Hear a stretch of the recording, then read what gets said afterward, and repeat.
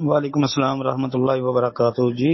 سجدے کے اندر کہتے ہیں جی ایڑیاں آپس میں ملی ہونی چاہیے جی۔ سجدے کے اندر پاؤں کی کیفیت یہ ہونی چاہیے کہ دونوں پاؤں برابر ملے ہوں، اور جو پاؤں کی انگلیاں ہیں ان کا جو رخ ہے وہ قبلے کی طرف ہونا چاہیے جی۔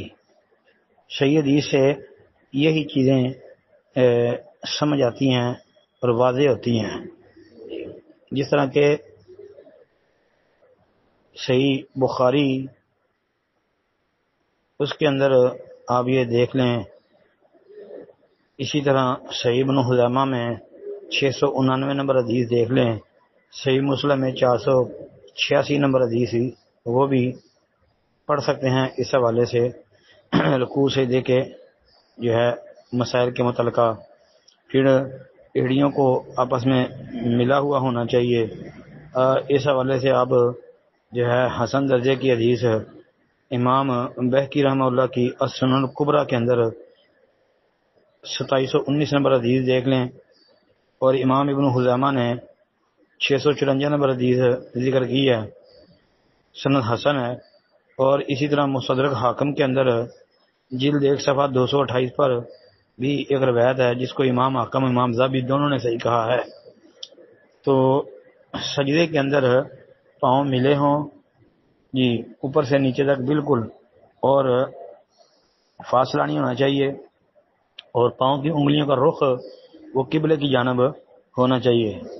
پھر اس کے ساتھ یہ بھی سامنے رکھ لینی چاہیے بات کہ نبی کریم صلی اللہ علیہ وآلہ وسلم نے فرمایا تھا کہ مجھے حکم دیا گیا ہے کہ میں 7 ہڈیوں پر سجدہ کروں، پیشانی، دونوں ہاتھوں، دونوں گھٹنوں اور دونوں قدموں کے پنجوں پر، اور یہ کہ ہم نماز میں اپنے کپڑوں اور بالوں کو اکٹھا نہ کریں۔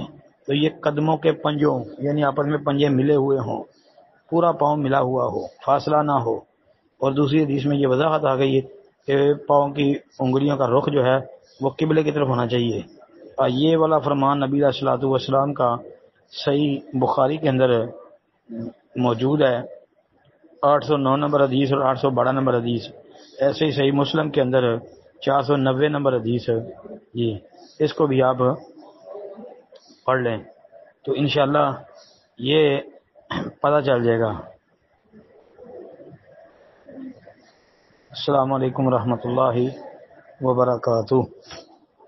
وعلیکم السلام ورحمۃ اللہ وبرکاتہ۔ محترم بھائی کے اس میں 2 سوال ہے، دونوں کا الگ الگ جواب عرض کرتا ہوں۔ پہلا سوال جی کہ ظہر کی 4 رکھتے ہیں اور عصر سے پہلے والی 4 رکھتے ہیں، کہتے ہیں 2 کر کے پڑھی جا سکتی ہیں؟ پڑھی جا سکتی ہیں جی، کوئی حرج والی بات نہیں ہے، بلکہ نبی کریم صلی اللہ علیہ وسلم کی وہ 2 حدیثیں آپ ذہن میں رکھیں۔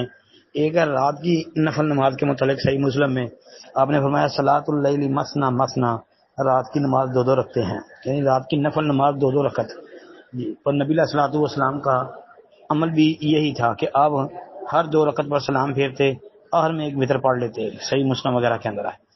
دوسری حدیث اس میں یہ ہے کہ صلاۃ اللیل والنہار مثنا مثنا جی، کہ دن رات کی نفل نماز جو ہے وہ 2 رکھتے ہیں۔ اب بعض علماء نے والنہار کے لفظ پر اعتراض کیا ہے، لیکن انشاءاللہ یہ روایت بھی حسن ہے، صلاۃ اللیل والنہار مثنا مثنا والی۔ تو دن رات میں کوئی بھی آپ نفل نماز پڑھیں، یعنی یہ سنتیں نفل وغیرہ، تو 2 رکھتے پڑھنا یہ افضل ہے۔ اچھا، باقی آپ نے یہ کہا جی کہ ایک بندے نے 4 رکعتوں کی نیت کی ہو اور ابھی 2 پڑھی ہوں تو نماز کا وقت ہو جائے۔ محترم بھائی یہ تو آج کل مشکل ہے ہی نہیں، آج کل تو وقت کا پتہ ہے کہ جی اتنے بجے نماز کھڑی ہونی ہے، اور جب بندہ جماعت سنتیں وغیرہ پڑھنا شروع کرے تو وقت سامنے موجود ہوتا ہے، گھڑیاں لگی ہوئی ہیں، پتہ ہوتا ہے کہ اتنا وقت باقی جماعت میں رہ گیا ہے، تو اتنے وقت میں کتنی نماز پڑھی جا سکتی ہے؟ آیا 2 پڑھی جائیں گی یا 4؟